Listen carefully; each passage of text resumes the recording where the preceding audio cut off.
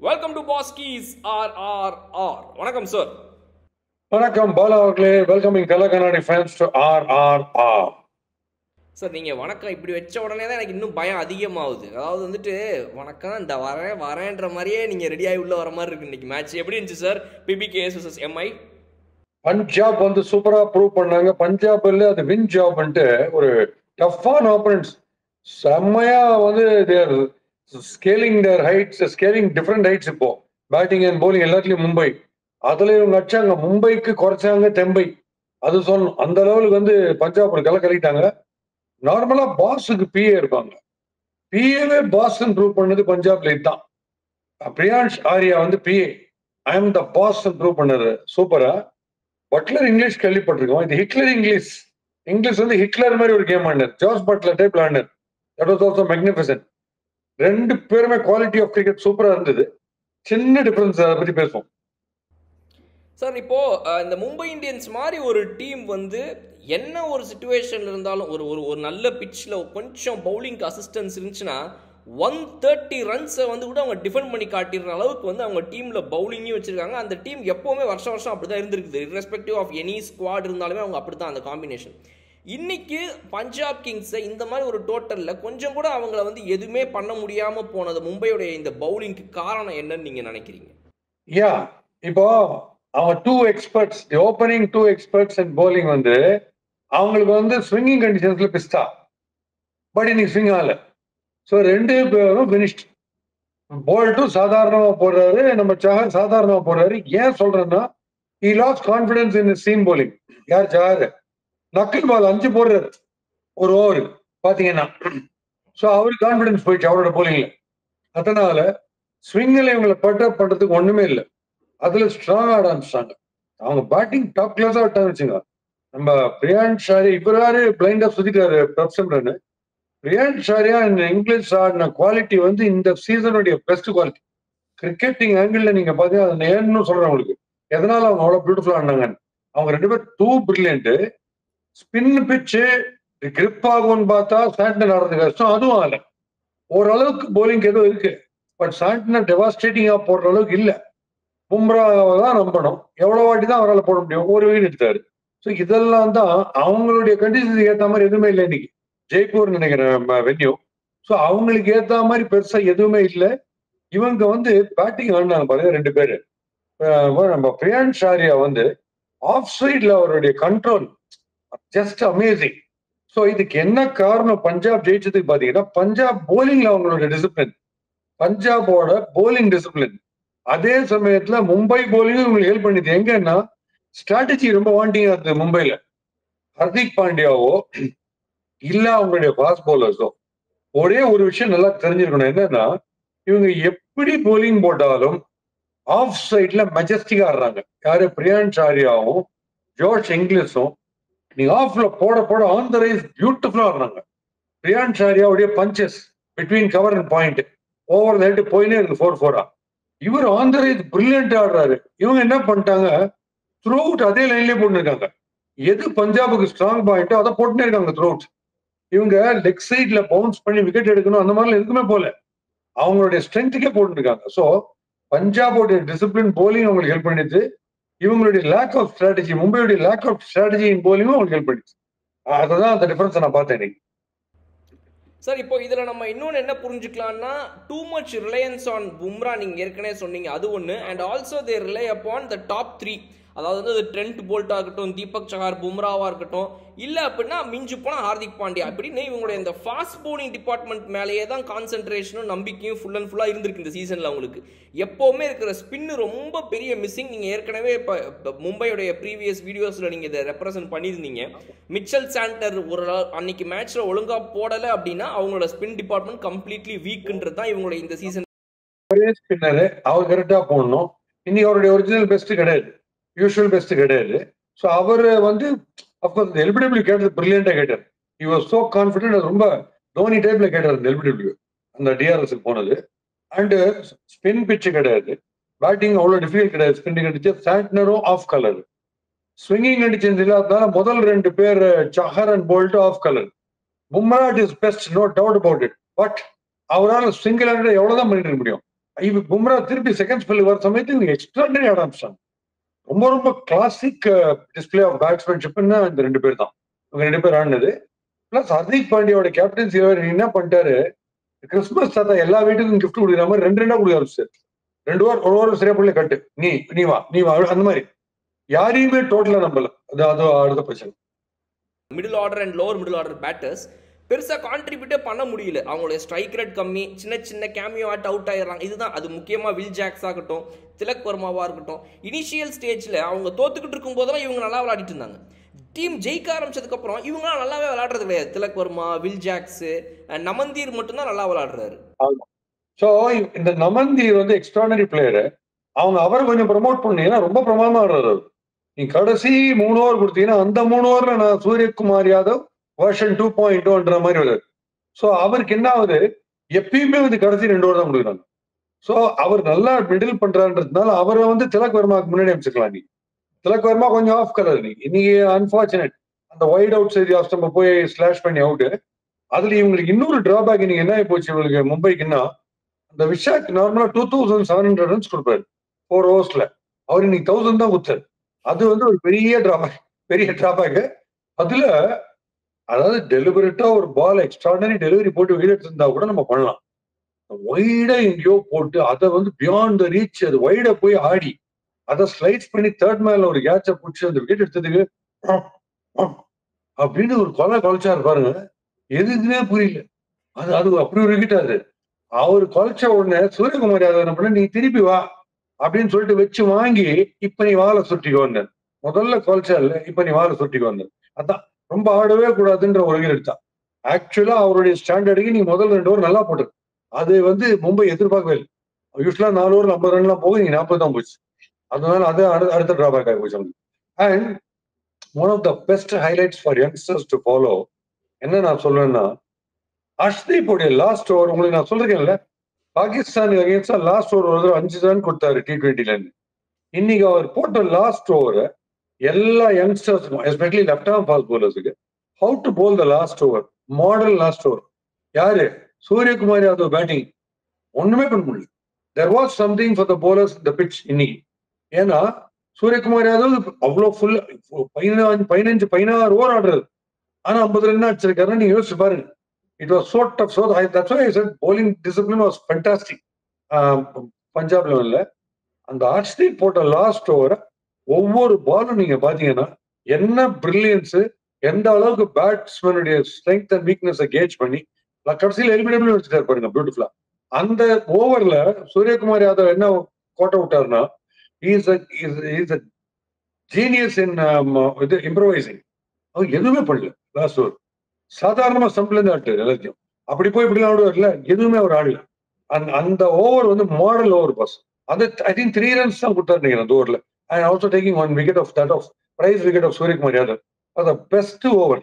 Left ஹேண்டர்ஸ்லாம் இனிமே last over எப்படி போடணும் அந்த ஓவர் பாருங்க, அவ்வளவு பிரமாதமா பண்றது ஓவர். இன்னொரு பக்கம் மும்பைக்கு மிடில் ஓவர்ஸில் பேட்டிங் ஆடுறதுக்கு சரியான ஆட்கள் இல்லை. சூரியகுமார் யாதவ் போயிட்டாருன்னா திரும்ப ஒரு நமந்தீர் வர வரைக்கும் ஒரு பெரிய கேப் நடுவில். அது திலக் வர்மாவாக இருக்கட்டும் அண்ட் இவர் வில் ஜாக்ஸ் ஆகட்டும், 2 பேருமே இந்த சீசன் முழுக்க அவங்களுடைய ஸ்ட்ரைக் ரேட்டே பார்த்தீங்கன்னா ஒரு 135 130 ஸ்ட்ரைக் ரேட்லாம் சீசன் ஃபுல்லாக அவங்க ஆடிக்காங்க 2 பேருமே. பார்க்கறதுக்கு என்னமோ வராங்கப்பா சின்னதாக 2-3 சிக்ஸ் அடிக்கிறாங்கப்பான்ற மாதிரி நமக்கு தெரியுது. பட் ஓவராலாக இந்த சீசனில் பார்த்தோன்னா ஸ்ட்ரைக் ரேட் இஸ் 130 and 135 2 பேருமே ரெஸ்பெக்டிவ்லி. ஸோ என்ன பண்ணலாம் Mumbai Indians, because they are going to the playoffs. So பிளே ஆஃப்ஸில் திரும்பவும் மறுபடியும் இந்த பஞ்சாப் கிங்ஸ் சந்திக்கக்கூடிய ஒரு வாய்ப்பு வரலாம். ஆர்சிபி, ஜிடி இருக்கிறாங்க. ஸோ பிளே ஆஃப்ஸில் இந்த middle overs in batting and bowling எப்படி அட்ரஸ் பண்ணணும்னு நினைக்கிறீங்க மும்பை இந்தியன்ஸ்? எனக்கு தெரிஞ்சு இந்த பேட்டிங்ல வந்து அவங்க எல்லாமே நல்லா தான் இருக்கு. மும்பை வந்து பிரில்லியண்டா ஆடுறாங்க. ப்ராபப்ளி திலக் வர்மாவை பின்னாடி அமிச்சு, ஏன்னா அவர் இம்ப்ரவைசிங்ல கிங். நீங்க லாஸ்ட் 3 ஓவர்ஸ் கொடுத்தா ஃபண்டாஸ்டிக்கா ஆடுவாரு. ஸோ நமனுக்கு வந்து மிடிலாக ஆரம்பிச்சதுன்னா திலக் வர்மாவோட ஸ்ட்ரைக் ரேட் எக்ஸ்ட்ராடனரியா இருக்கு. 1.5 times மோர் தென் திலக் வர்மா அவருக்கு ஸ்ட்ரைக் ரேட் இருக்கும் ஒரு அடிக்க ஆரம்பிச்சாருன்னா. அதனால இந்த ஹர்திக் பாண்டியா வர இடத்துல வந்து நமந்தீர் அமிச்சு ஹர்திக் பாண்டியா வந்து அப்புறம் திலக் வர்மாக்கு அவங்க லாஸ்ட் 3 ஓவர்ஸ் கொடுக்கலாம். மோர் பீங் லெஃப்ட் ஹேண்டர், அதனால இன்னும் பெட்டரா இருக்கும் எட்ஜ் கடைசியில வந்தாருன்னா. பட் இந்த நமனை வந்து எப்படி நான் ரசல்ல கடைசியில அனுப்புற தப்புன்னு சொல்லி இப்ப முதல்ல அனுப்ப ஆரம்பிச்சாங்களோ, பட் அவர் அது கோச்சின்ட்டு அவர் ஸ்பென்னுக்கு வந்து டிஃபென்ஸ் ஆடி டெஸ்ட் மேட்ச் அவுட் ஆயிட்டு அவரே போயிடுறாரு அவுட்ன்ட்டு. அதை ஒண்ணும் பண்ண முடியாது. ஆனா நமனை வந்து அவங்க என்ன பெட்டரா யூஸ் பண்ணணும். ஃப்ரண்ட்ல யூஸ் பண்ணிட்டு திலக் வர்மா ஸ்வாப் பண்ணிக்கலாம். அப்கோர்ஸ் ஹர்திக் 25 அடிக்கிறார் குவிக்கா, டவுட் இல்ல. அவரு கரெக்டா குரூஷியலா அவுட் ஆயிடுறாரு, நல்லா பேட்ல படும்போது அவுட் ஆயிடுறாரு. ஸோ இதை மட்டும் ஸ்வாப் பண்ணி பார்க்கலாம் அவங்க. நமன் ஹேஸ் டு கம் அஹெட். அப்போ வந்து இன்னும் கொஞ்சம் பெட்டரா இருக்கும் உங்களுக்கு ரன்ஸ். 15-20 ரன்ஸ் டெஃபினட்டா ஷார்ட் ஆச்சு அவங்களுக்கு, அதுல டவுட்டே கிடையாது. பிகாஸ் பயங்கரமா அடிக்கிற மாதிரி இருக்கே தவிர ரன் ரேட் மூவ் ஆக மாட்டேங்குது. அதை நீ that was because of extraordinary bowling discipline by Punjab. அது பிரமாதமா போட்டாங்க எல்லாருமே, பிரார்ல இருந்து எல்லாருமே சூப்பரா போட்டாங்க. சார் பட் பிளே ஆஃப்ஸ்ல போய் திடீர்னு இந்த பிளேயிங் லெவனில் வந்து இப்போ நமந்தீர் வந்து கடைசி 2-3 ஓவரில் வந்தாலுமே அந்த ப்ரெஷர் இல்லாமல் அடிச்சுட்டே இருக்கிற ஒரு ரோலை திடீர்னு மாற்றி அவரை தூக்கி ஃப்ரண்ட்டில் போட்டு அவர் ஒரு செஞ்சுரியே போட்டாலும் சூப்பர் தான். பட் ஆனால் அந்த டெத் ஓவர்ஸில் ஆட நிறைய மேட்சஸ் ஆடாத ஒரு திலக் வர்மாவை திடீர்னு பிளே ஆஃப்ஸில் அந்த மாதிரி போடுறத விட எனக்கு தெரிஞ்சு இவங்க இந்த சீசன் இப்படியே விட்டுட்டு மேபி அடுத்த சீசனில் நமந்தீரை ப்ரொமோட் பண்ணுவாங்கன்னு தோணுது. இட் இஸ் டூ லேட் இல்லையா இப்போ? அடுத்த சீசன்ல வந்து பிளே ஆஃப் வருவாங்களும் தெரியாது, இப்போ வந்துட்டார்ல. அதனால இப்பதான் அந்த ஸ்ட்ராட்டஜியை பண்ணி ஆகும். ஏன்னா நீங்க இப்பதானே கேட்டீங்க என்ன பண்ணலாம்னு. அதனால நான் சொல்றேன், இல்ல நமன் வந்து நான் சொல்றது அதுக்காக ஃபர்ஸ்ட் ஹாஃப்ல சொல்லல, 12th 13th ஓவர் வர்றது பெட்டருங்கிறேன். அந்த இப்ப அப்படிதானே பண்ணிட்டு இருக்காங்க, ரசல் அப்படிதானே பண்றாங்க. 17th 18th அனுப்புறதுக்கு போல 12th அனுப்புறாங்க. ஸோ அந்த இடத்துல அமிச்சா ரொம்ப யூஸ்ஃபுல்லா இருக்கும். இன்னொரு விஷயம் நீங்க கேட்டிருந்தீங்க, ரோஹித் சர்மாவுக்கு வந்து என்ன லேக்கிங் ஆகுது என்ன ஆகுதுன்னு கேட்டீங்க பாத்தீங்களா. ரோஹித் சர்மாக்கு இன்னைக்கு ஸ்ட்ரைக் ரொம்ப வரல, நம்பர் ஆஃப் பால்ஸ். பிளஸ் அவர் எதிர்பார்க்கிற அந்த மிடில் வராம கொஞ்சம் டைட்டா போலிங் போட்டுனே இருந்தாங்க. அந்த மாதிரி அவர் அந்த ஃபாஸ்ட் போலிங்கை ரொம்ப பெனிட்ரேட் பண்ண முடியாம போற சமயத்துல ஒரு லெஃப்ட் ஆஃப் ஸ்பின்னரோ இல்ல ஒரு பொய் போடுற ஆஃப் ஸ்பின்னரை கொண்டு வந்தாலும் டெஸ்பரேட்டா இறங்கி சுத்திடுவாரு. இன்னைக்கு அதான் பண்ணது. நீங்க கேட்டீங்க நீங்க அந்த கேள்வி, இன்னைக்கு அதே பண்ணது. சார் ரோஹித் சர்மாவோட அந்த அந்த கிராஃபா பார்த்தோம் அப்படின்னா கடந்த 2 வருஷம், லாஸ்ட் இயர் 2024 ஆகட்டும், இந்த வருஷம் 2025 ஆகட்டும், 2 வருஷம் மட்டும் ஒரு டிஃப்ரெண்டான கேம் ஆடிட்டு இருக்காரு. நல்லாவே ஈஸியாக தெரியுது. எப்போ வந்து அவர் இன்டர்நேஷனல் கிரிக்கெட்டில் அங்கே கேப்டன்சியை வாங்கி நாங்கள் வந்து ஒரு அட்டாக்கிங் மோட் ஆஃப் கிரிக்கெட் ஆட போகிறோன்னு பிசிசிஐ வச்சுக்கிட்டு சொன்னாரோ அதையே தான் அவர் ஐபிஎல்லையும் பண்ணுறாரு. அதாவது மற்ற சீசன்ஸ்லாம் அவருடைய ஸ்ட்ரைக் ரேட் எப்போவுமே இது 120s 130s இவ்வளோ தான் அவருடைய ஸ்ட்ரைக் ரேட் இத்தனை வருஷமாக அவர் ஆடிட்டு இருந்தார். ஆனால் இந்த 2 வருஷம் மட்டும் பார்த்தோம் அப்படின்னா லாஸ்ட் இயர் அவருடைய ஸ்ட்ரைக் ரேட் 150, 417 ரன்ஸ் அடிச்சார். இந்த வருஷம் 147, 329 ரன்ஸ். ஸோ ஒரு குவிக் ஃபயர் ரன்ஸ் வராரு, அடிக்கிறாரு, போயிடுறாருன்ற அந்த ஒரு ரோலை ரொம்ப கரெக்டாக ப்ளே பண்ணுறாரு. திஸ் இஸ் மை ரோல், எனக்கு லாங் இன்னிங்ஸ்லாம் வேணான்னு. அது ரொம்ப நல்லா ஒர்க் அவுட் ஆகுதுன்னு தான் எனக்கு தோணுது. நீங்க என்ன நினைக்கிறீங்க? ஆமாமா, அப்சே அவங்க இன்னும் ஆப்போனன்ட்ஸ் வந்து ரோஹித் சர்மாவுடைய அவருக்கு போடும்போது என்ன ஸ்ட்ராட்டஜி பண்றாங்க, கண்ணாப்பனா அடிப்பாருன்னு சொல்லிட்டு வைடா போடுறாங்க. வைடா போட ரொம்ப டேஞ்சரஸ். கண்ணாமனா அடிப்பார், அதோட அதிகமாக அடிப்பார். Down the leg side bouncer line and லைன்ல எரர் பண்ணீங்கன்னா கண்ணாபனா அடிப்பார். ஸோ இப்ப யார் வந்து கரெக்டா stump to stump line length நறுக்குன்னு போடுறாங்களோ அவங்க வந்து இவரை ட்ரபிள் பண்றாங்க. ஏன்னா அவங்க எக்கானமிக்கு போறாங்க, இவர் அடிக்கவே விடக்கூடாதுன்னு எக்கானமியில போகும்போது அவர் டெஸ்பரேட்டா இருக்கு. பட் நீங்க wide of the stump stray பண்ணி பவுன்சர் எல்லாம் போட்டீங்கன்னா கண்ணாபனன் செட்டில் ஆகி 40-50 வந்துருவார். அவரை எடுத்தீங்கன்னா டைட்டா போட்டு 20-25 எடுக்கணும். அந்த அது மாதிரி தான் போட்டு எடுக்காரு. ஏன்னா அது நீங்க போட்டுனே இருந்தாங்க லெங்க்ல. சார் ஒரு இந்த சைடு நம்ம பஞ்சாப் கிங்ஸை பார்த்தோம் அப்படின்னா அவங்களும் பிளே ஆஃப்ஸ்குள்ளே போகிறாங்க. இந்த வெற்றியை வந்து ஒரு சூப்பரான வெற்றி அப்படின்னு நம்ம அவங்க சந்தோஷப்பட்டாலுமே கூட பஞ்சாப் கிங்ஸை பொறுத்த வரைக்கும் அவங்களுக்கு ஒரு ஏரியா ஆஃப் கன்சர்ன் எங்கே இருக்கும் அப்படின்னா இந்த பிரியான் ஷாரியா, பிரப்சிம்ரன் சிங்கு சீசன் முழுக்க ஆடிவிட்டாங்க. திடீர்னு இந்த ஜாஷ் இங்கிலீஷ்க்கு வாய்ப்பு கொடுத்து அவரும் அடிச்சிடுறாரு. இப்போ இந்த ஸ்ட்ரேயஸ் செய்யற மாதிரி பேட்ஸ்மேனுக்குலாம் எப்படின்னா அவர் எப்போ வந்தாலும் அடிச்சு கொடுத்துட்றாரு. ஆனால் இந்த டாப் 4 தாண்டி நிறைய இடங்கள்ல அந்த அந்த இந்த சீசனில் பேட்டிங் ஆப்பர்ச்சுனிட்டிஸே கிடைக்காதவங்கலாம் பிளே ஆஃப்ஸில் எப்படி விளாட போகிறாங்கன்றது தான் என்னோட எதிர்பார்ப்பாக இருக்குது. இது முக்கியமாக சஷாங்க் சிங் மாதிரி கிடைச்ச வாய்ப்புகளில் ஆடி இருக்காங்க. But when it comes to playoffs the lower middle order batters will how will they perform? பஞ்சாப்க்கு என்னை பொறுத்த வரைக்கும் அவங்க கரெக்டா ஆடிட்டு இருக்காங்கன்னு எனக்கு தோணுது. அவங்களுக்கு ஒன்றும் ப்ராப்ளம் இருக்கிற மாதிரி எனக்கு தெரியல. ஏன்னா சஷாங்க் சிங் நீங்க சொல்ற மாதிரி ரொம்ப கம்மி தான் சான்ஸ் வருது பெரிய இன்னிங்ஸ் ஆடுறதுக்கு. ஸோ அவரு கிளிக் ஆகிறதும் இன்னும் கொஞ்சம் முன்னாடி. இப்ப நான் உங்களுக்கு என்ன சொல்லணும், நம்ம நமன் விஷயத்துல அதே தான். சஷாங்க்கு வந்து இருக்கிற stroke play and way clears இல்ல, அவருக்கும் இன்னும் கொஞ்சம் ஃப்ரண்ட்ல வரணுன்றது தான் என்னுடைய எண்ணம். பட் ஸ்ரேயஸ் ஐயர் தரோவா டாமினேட் பண்றது, எப்போ வந்தாலும் தரோவா டாமினேட் பண்றது. Whether there is spin or fast bowling, 3 ball நீங்க கண்டெயின் பண்ணீங்கன்னா 4 பால் 6 இல்ல 4, அந்த மாதிரி அவர் இருக்காரு. இவங்களுக்கு முதல் 3 வந்து கதை பேட்டிங். இவர் வந்து பிரியான்ஷ் வந்து பிளைண்டாலாம் சுத்தல.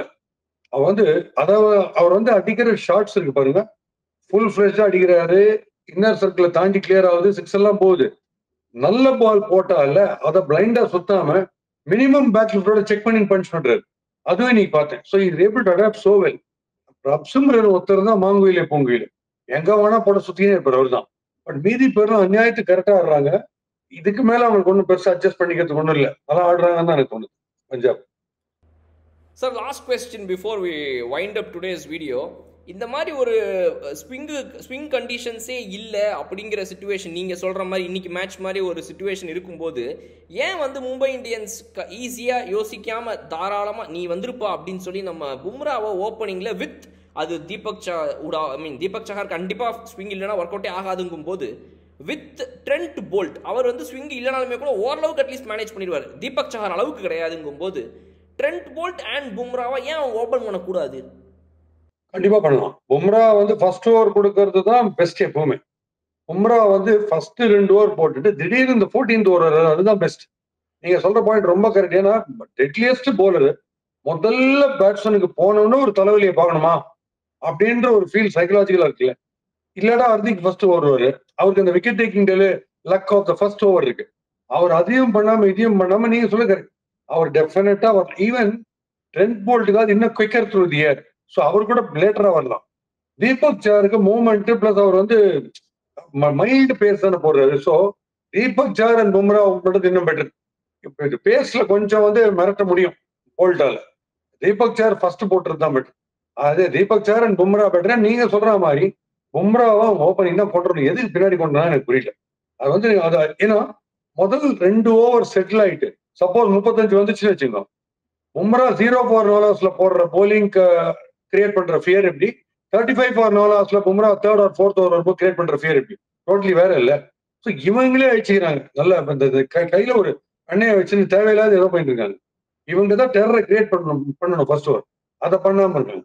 ஏழு மாதிரி ஒரு ஓப்பனருக்கு நம்ம கையில வச்சுன்னு ஆனா நம்ம 4 அனுப்பலாம்னா 10 for 2ல போய் கேல வச்சுக்கணும் என்ன ஆகும். அது மாதிரி இருக்கு இவங்க பண்றது.